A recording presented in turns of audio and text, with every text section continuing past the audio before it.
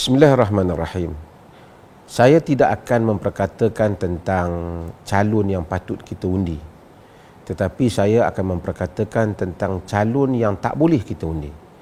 Kerana di dalam soal siasah ia, di dalam bab urusan kehidupan manusia, yang mana agama memberikan keluasan untuk kita di dalam hal ini. Kita boleh mengundi sesiapa saja selagi tidak bercanggah dengan Al-Quran dan Sunnah.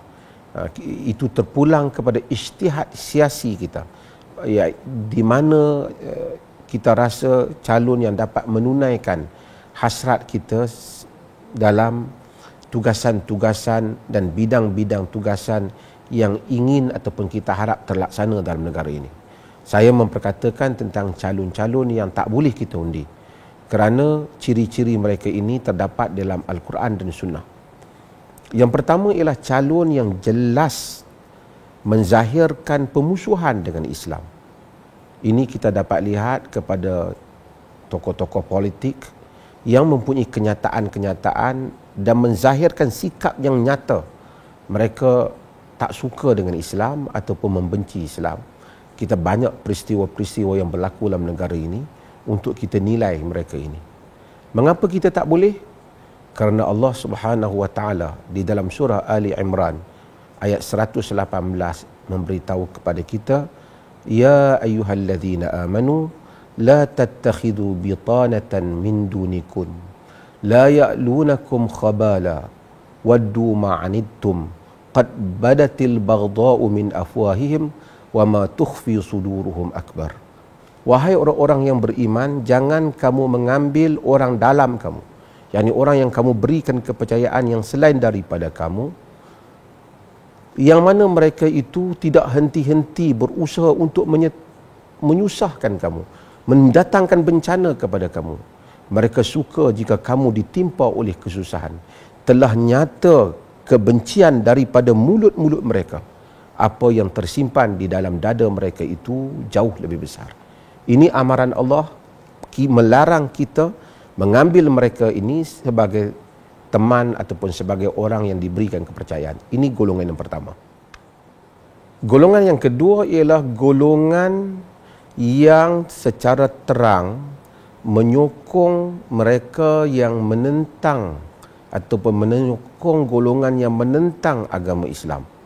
Sekalipun mereka ini mungkin mendakwa mereka Muslim, tapi mereka menzahirkan sikap bersekongkol dan menyokong secara jelas orang-orang yang mana telah membuat kenyataan dan tindakan memusuhi agama Islam. Ini adalah sikap nifaq ataupun munafik. Allah Subhanahu wa taala di dalam surah An-Nisa mengingatkan tentang hal ini.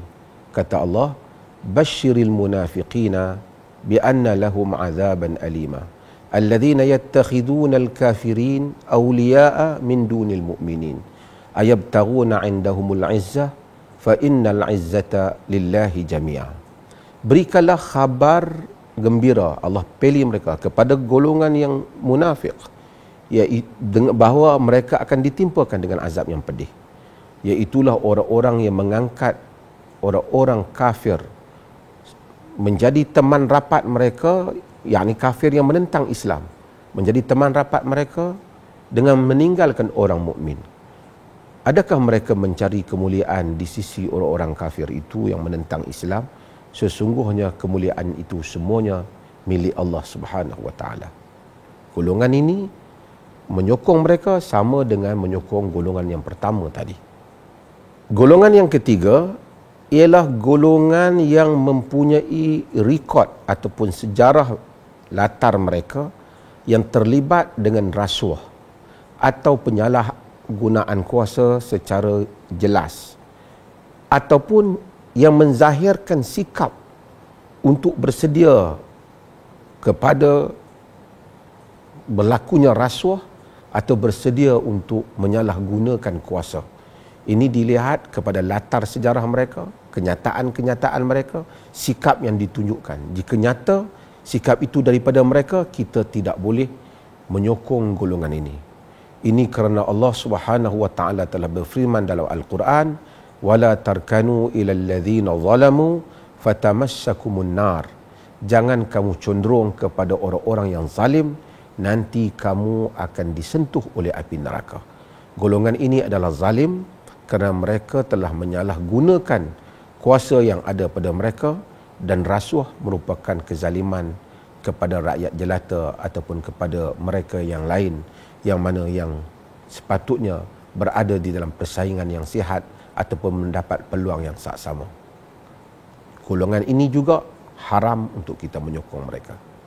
Golongan yang keempat ialah golongan yang mana mereka ini mungkin tidak terlibat secara nyata dengan rasuah ataupun penyalahgunaan kuasa dalam erti kata yang dipahami awam, tetapi mereka cenderung kepada sikap double standard ataupun cenderung kepada sikap menggunakan kedudukan mereka lebih kepada kepentingan kelompok yang tertentu, atau bersikap resis, bersikap perkauman yang akan menindas orang lain, ataupun bersikap kekeluargaan yang hanya memberikan peluang kepada keluarganya, ataupun bersikap kepuakan yang hanya akan memberikan peluang ataupun pembelaan kepada puak tertentu dan mengabaikan puak yang lain untuk mendapatkan keadilan.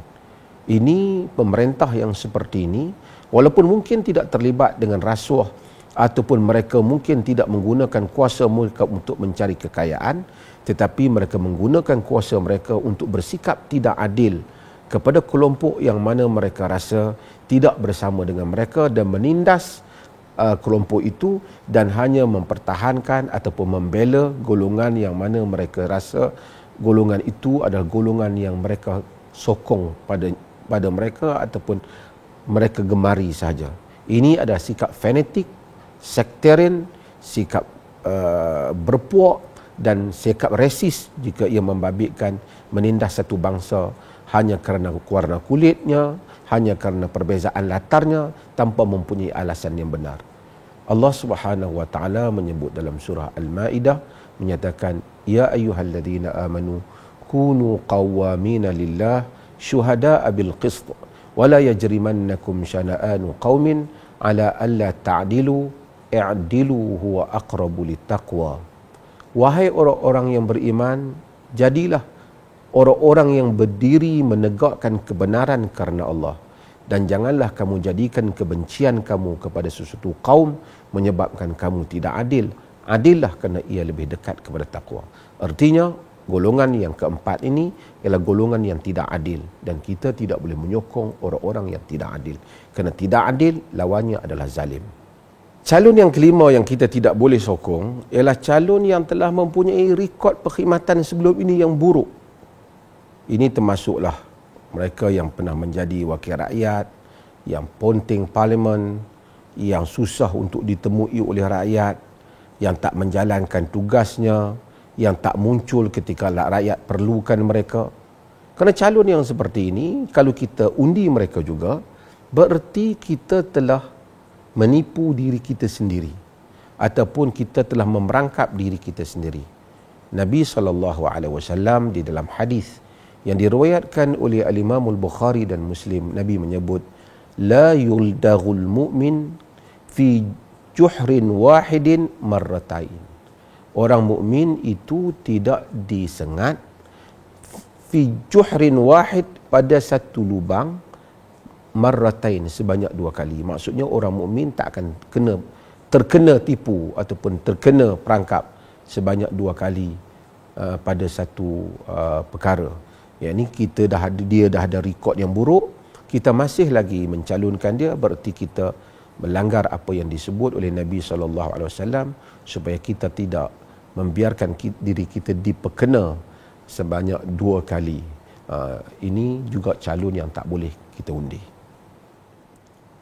Baik, calon yang keenam yang tak boleh kita undi ialah calon yang mana telah zahir padanya ketidakupayaan untuk menangani ataupun mengambil tanggungjawab berkenaan sebagai ahli parlimen dengan tugasan-tugasannya ataupun sebagai ahli Dewan Undangan Negeri dengan tugasan-tugasannya.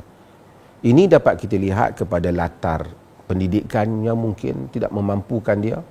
Kadang-kadang umurnya yang kita tahu tidak memampukan dia meneruskan tugas itu. ataupun mungkin juga pada kesihatannya yang kita tahu tak memampukan dia, atau faktor-faktor yang lain yang kita tahu calon ini tak boleh, tetapi mungkin sebahagian orang dia tetap undi juga kerana itu parti dia, kerana itu adalah adik-beradik dia, atau itu adalah orang yang dia kenal, kawan dia. Perbuatan ini adalah salah. Kerana Nabi SAW di dalam hadis yang diriwayatkan oleh Abu Daud, hadis yang hasan, Nabi SAW menyatakan, man asyara ala akhihi bi amrin ya'lamu anna rusyda fi ghairihi faqad khanahu. Sesiapa yang menunjukkan kepada saudaranya satu perkara sedangkan dia tahu bahawasanya perkara yang lebih baik atau yang lebih betul itu pada yang lain, dia telah mengkhianatinya. Nabi bagi tahu, kalau kita tahu yang betul begini tapi kita tunjuk kawan kita yang sahabat kita yang ni tak tunjuk yang betul tu, kita telah khianatkan dia. Abu Dhar, Nabi SAW sayang kepada dia. Sahabat Nabi sayang kepada dia, orang yang juga salih. Tetapi Nabi tahu dia tidak berkeupayaan untuk memegang jawatan. Apabila dia meminta supaya Nabi melantiknya, Nabi SAW tidak melantiknya. Bahkan Nabi menepuk baunya dan Nabi menyatakan, ya Abu Dhar, innaka dha'ifun wa innaha amanah wa innaha yawmal qiyamah khizyun wa nadamah illa man akhadhaha bihaqqiha wa adda alladhi alayhi fiha. Wahai Abu Dhar, innaka dha'ifun wa innaha amanah. Ini hadis yang diriwayatkan oleh Imam Muslim. Wahai Abu Dhar, engkau adalah satu orang yang dhaif sedangkan jawatan itu adalah satu amanah. Dan ia pada hari kiamat melupakan kerugian dan penyesalan, melainkan orang yang mengambilnya dan menunaikan hak yang ada padanya, yakni tanggungjawab jawatan itu. Jadi Nabi tidak melantiknya walaupun Nabi sayang kepadanya, walaupun dia saleh. Ini menunjukkan orang yang setakat saleh, seorang agama, belum tentu mampu untuk memegang jawatan yang berhubung dengan pentadbiran dan pengurusan yang barangkali bukan bidang mereka ataupun bukan talent dan keupayaan mereka. Jika kita tahu orang itu tidak berkeupayaan, kita lantik dia juga hanya kerana dia kawan kita, dia baik dengan kita, dia semayang tempat kita semata-mata tanpa mengambil kira skop tugasan itu, kita juga telah mengkhianati undi yang mana kita diberi peluang untuk melakukannya. Yang terakhir ialah golongan yang ketujuh yang dapat saya simpulkan untuk kali ini ialah calon yang mana banyak ataupun terdapat rekod suka berbohong. Ini termasuklah calon yang rekod bohong, tipu sijil, berbohong dalam kenyataan-kenyataan yang sebelum ini, ataupun ada rekod dia berbohong di dalam urusan sesama manusia, perniagaan ataupun seumpamanya, ataupun terkenal dengan kenyataan-kenyataan bohong, termasuk bohong dengan menggunakan nas-nas agama, menyalahgunakan nas agama bukan pada tempatnya. Ini termasuk berbohong. Dan Nabi SAW dalam hadis yang diriwayatkan oleh Imam Al-Bukhari dan Muslim menyatakan, iyyakum wal kadhib fa innal kadhiba yahdi ila al-fujur wa innal fujura yahdi ila an-nar. Jaga-jaga kamu jangan berbohong, jauhi berbohong, kerana sesungguhnya pembohongan itu membawa kepada kejahatan dan kejahatan membawa kepada neraka.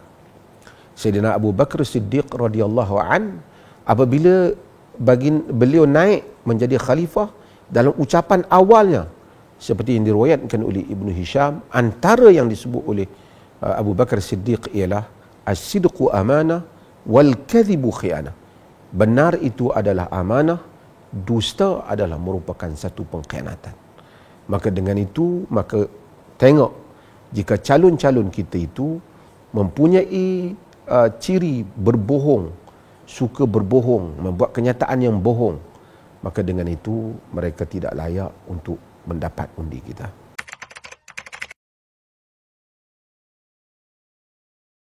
Kalau semua calon mempunyai ciri-ciri yang terlarang tadi, yang mana kita tidak boleh memberikan undi pada mereka, kalaulah andai kata ada 5 ataupun 6 calon, 4 calon, semuanya sama, ada ciri ataupun semuanya ada ciri-ciri sama, ada nombor 1, 2, 3 ataupun 4 sehingga kita ke-7 tadi, Siapa yang patut kita undi? Dalam keadaan itu, kita menggunakan kaedah syarak iaitu mengambil akhafud dararain, mengambil perkara yang lebih ringan mudaratnya. Jadi kita kena buat perbandingan, siapakah yang lebih bahaya di antara semua itu, maka kita undi yang kurang bahaya secara perbandingan dengan melihat latar calon. Sebab itu setiap orang yang nak mengundi, dia kena study calon-calon yang berada di tempat dia. Dia bukan perlu study satu Malaysia, dia hanya perlu study calon yang dia nak undi saja di tempat dia, manakah lebih ringan mudaratnya jika semuanya mempunyai masalah. Jadi itu adalah kaedah yang kita gunakan jika berlaku pertembungan tersebut. Okey, merujuk kepada soalan, jika terdapat lebih daripada satu calon yang layak menerima undi pada penilaian kita, kita kembali kepada asas ayat Allah dalam Al-Quran, dalam surah An-Nisa ayat 58. Innallaha ya'murukum an tu'addul amanati ila ahliha wa idza hakamtum bainan nasi an tahkumu bil 'adl. Allah Subhanahu wa taala memerintahkan kamu untuk memberikan amanah kepada ahlinya, yang pada yang layak. Dan apabila kamu berhukum di kalangan manusia, berhukumlah dengan adil. Jadi amanah mesti diberi pada layak. Sekarang kita kata semuanya layak. Artinya ataupun ada 2-3 orang yang layak ataupun 2 orang yang layak. Jika 2 orang yang layak melantik salah seorang yang layak itu tidak menjadi kesalahan. Cumanya dalam menentukan kelayakan, dalam surah Al-Qasas, ketika Allah menceritakan Nabi Musa alaihi salam dan seorang tua di Madian, yang sebahagian mufassir menyebut Nabi Shu'aib, sebahagian menyatakan ia bukan Nabi Shu'aib, dalam dialog dengan anak perempuannya, dia menyebut inna khaira man istajarta al-qawiyul amin. Anak perempuannya menyatakan kepada bapaknya, Allah catatkan pernyataan itu kerana ia bermakna sebaik-baik orang yang engkau ambil bertugas ialah yang al-qawi, al-amin, yang kuat dan yang amanah. Jadi yang kuat merujuk kepada keupayaan, kemampuan untuk menjalankan tugas. Yang amanah merujuk kepada sikap bertanggungjawab dan takutkan Allah dan amanah yang ada di dalam diri seseorang, ataupun sikap yang jujur yang ada pada diri seseorang calon. Maka kita lihat apa tugasan yang nak diberikan. Jika dia tugasan itu, orang itu mempunyai ciri kekuatan, keupayaan untuk berbahas, berdialog dan parlimen, menyampaikan nasihat itu tinggi, artinya dia ada ciri al-quwah dan dia juga ada amanah, yakni kejujuran pada dirinya. Jika nilai mana-mana calon yang mempunyai nilai, kedua nilai ini lebih, maka kita angkat. Mungkin ada calon yang lebih yang ini dan kurang yang ini, lebih yang ini ataupun kurang yang ini. Kita lihat pula apakah tugasan yang hendak kita beri padanya. Jika tugasannya menyampaikan hasrat kita di parlimen, maka itu dapat ditunaikan lebih oleh salah satu calon berkenaan, maka kita berikan tugas itu kepadanya. Hal itu ijtihad. Mungkin kita sangka A, mungkin yang B lebih baik, tetapi selagi mana dia tidak termasuk dalam calon-calon yang dilarang untuk kita memberikan undi kepadanya, kita menganggap mereka semua adalah layak dengan keupayaan yang ada pada diri mereka, dan kita bertawakal pada Allah dan kita memilih calon-calon yang mana kita rasa lebih dapat ataupun lebih membolehkan kita menunaikan maksud ayat Allah, memberikan amanah kepada yang layak. Selamat mengundi, semoga kita semua memilih calon-calon yang berkualiti. Dengan itu kita akan membawa ahli-ahli parlimen yang berkualiti juga di dalam parlimen negara kita, dan akan menyebabkan kita mempunyai negara yang berkualiti pada masa hadapan, insya-Allah. Sekian, wassalamualaikum warahmatullahi wabarakatuh.